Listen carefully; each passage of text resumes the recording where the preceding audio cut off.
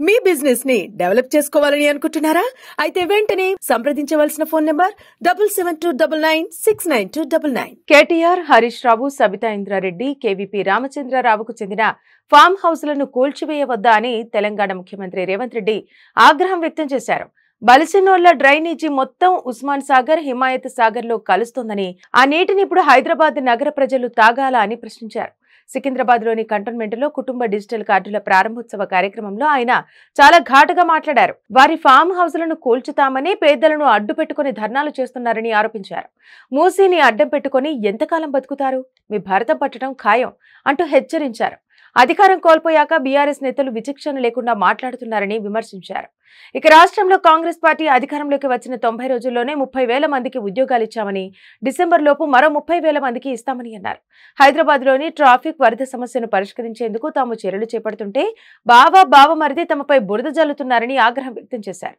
కిరాయి మనుషులతో వారు చేసే హడావిడిని ప్రజలు గమనిస్తున్నారని అన్నారు. రాష్ట్రాన్ని దోచుకున్న నిధులు 1,500 కోట్ల రూపాయలు వారి పార్టీ ఖాతాలో ఉన్నాయని, వాటి నుంచి 500 కోట్లు మూసీ పరివాహక ప్రాంత పేద ప్రజలకు పంచిపెట్టాలని బీఆర్ఎస్ ను డిమాండ్ చేశారు.